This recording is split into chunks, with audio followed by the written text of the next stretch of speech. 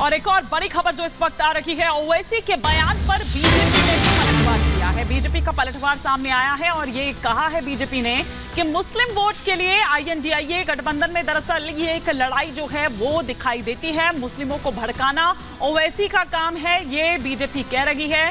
ध्रुवीकरण की कोशिश कर रहे हैं असदुद्दीन ओवैसी। इस तरह के बयानों को देकर ध्रुवीकरण करने की कोशिश की जा रही है।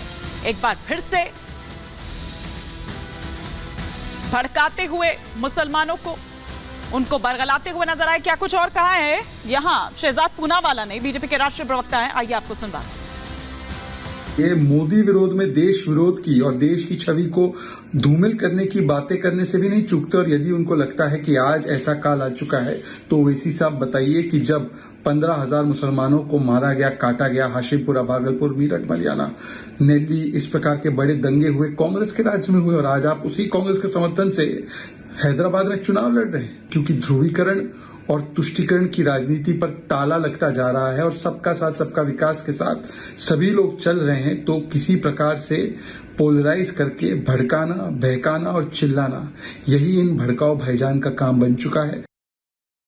ये मोदी विरोध में देश विरोध की और देश की छवि को धूमिल करने की बातें करने से भी नहीं चूकते। और यदि उनको लगता है कि आज ऐसा काल आ चुका है तो ओवैसी साहब बताइए कि जब 15,000 मुसलमानों को मारा गया, काटा गया, हाशिमपुरा, भागलपुर, मीरठ, मलियाना, नेल्ली, इस प्रकार के बड़े दंगे हुए कांग्रेस के राज में हुए और आज आप उसी कांग्रेस के समर्थन से हैदराबाद में चुनाव लड़ रहे हैं। क्योंकि ध्रुवीकरण और तुष्टीकरण की राजनीति पर ताला लगता जा रहा है और सबका साथ सबका विकास के साथ सभी लोग चल रहे हैं, तो किसी प्रकार से पोलराइज करके भड़काना, बहकाना और चिल्लाना, यही इन भड़काऊ भाईजान का काम बन चुका है।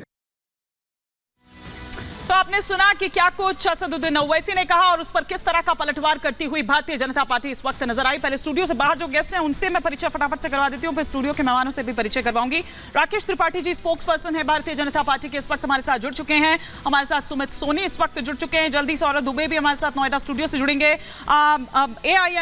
MIM के जो स्पोक्स पर्सन है दानिश कुरैशी जी, वो हमारे साथ जुड़ चुके हैं। बाकी स्टूडियो से भी कुछ और मेहमान हमारे साथ जुड़ेंगे। लेकिन दानिश कुरैशी जी, ये क्या करने की कोशिश कर रहे हैं आप लोग?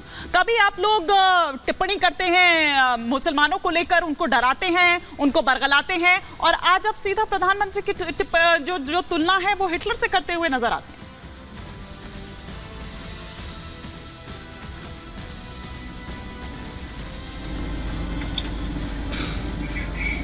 दानिश कुरैशी जी, आपको मेरी आवाज आ रही है?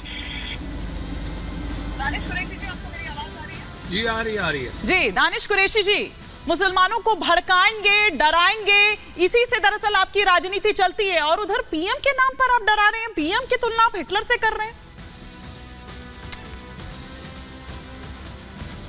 बात कहाँ है? बात तो ये है, असदुद्दीन ओवैसी साहब ने वही कहा है जो देश के प्रधानमंत्री ने कहा कि भाई मुसलमानों को, जो हिंदू बहनें, जो हिंदू महिलाएं जो हैं, उनके पास से उनके मंगलसूत्र छीन कर मुसलमानों को दे दिया जाएगा, उनके बच्चों को दे दिया जाएगा। मतलब ये क्या भाषा का आएगा? मतलब ये क्या भाषा का आप वो समझती हैं इसको? तो सवाल यहाँ ये आके खड़ा है कि हालात तो यही है। देश के प्रधानमंत्री अगर इस तरीके की बात करते हैं तो कहीं ना कहीं मैसेज तो बिल्कुल साफ है। क्या मैसेज साफ है?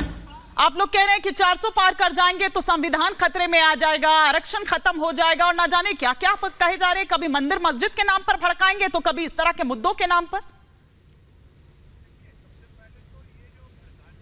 देखिए, सबसे पहले तो ये जो भड़काने की जो बात आप आरोप लगा रही हैं, इन आरोपों में कोई तथ्य नहीं है। दुनिया बहुत अच्छे से जानती है कि बाबरी मस्जिद ढहाने के लिए मूवमेंट चलाने वाली एक ही राजनीतिक पार्टी है जिसका नाम है भारतीय जनता पार्टी।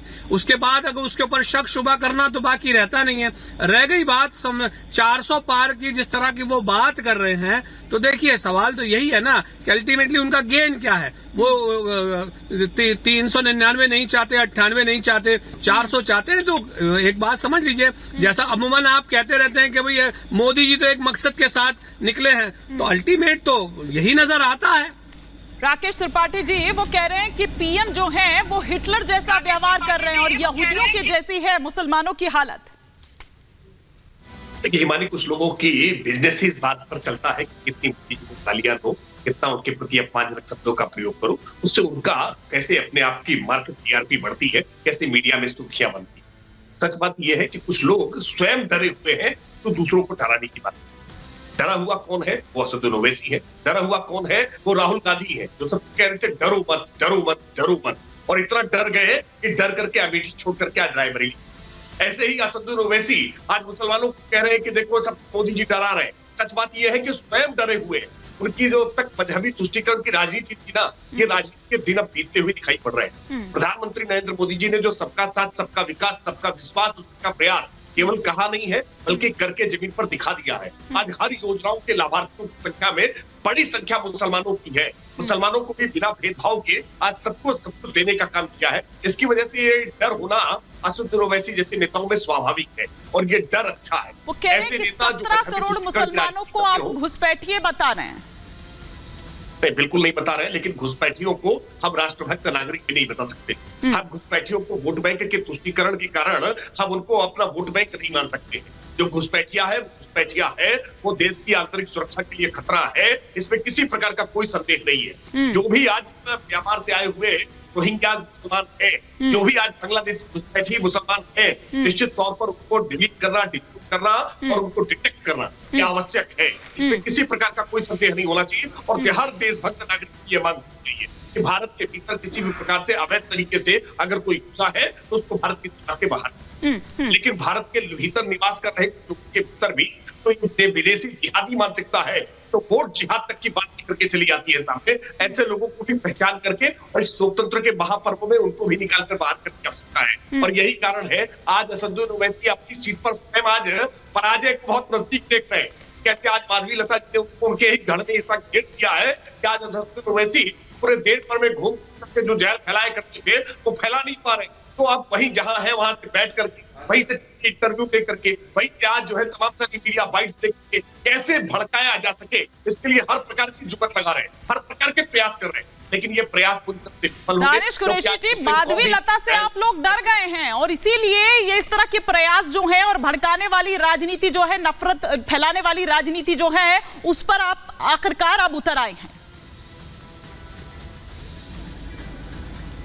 देखिए, मुझे लगता है कि डर तो भारतीय जनता पार्टी गई है और वो डर इसलिए है, वैसे तो वो किसी से नहीं डरते, उनको समझ में आता है वो करते हैं। चाहे आप देख लीजिए कि किसी राज्य की सरकार गिरानी हो, चाहे चंडीगढ़ का मेयर जिता के लाना हो, वो सब चीजों से। लेकिन माधवी लता का नाम लिया मैंने और आप क्या कह रहे हैं? आप कह रहे हैं कि आपका वोट उन तक जाना चाहिए, उन तक मैसेज जाएगा। सुनिए ना, सुनिए उन्होंने कहा क्या कि जो इबादत गाहों को निशाना बनाते हैं, 3 तलाक जो लाए हैं, सीएए लाए हैं, एनआरसी एनपीआर करना चाहते हैं ताकि हम स्टेटलेस हो जाएं, ये डराना नहीं है तो और क्या है सर? बरगलाने की तो कोशिश कर रहे हैं ना आप लोग, और क्या कर रहे हैं? देखिए,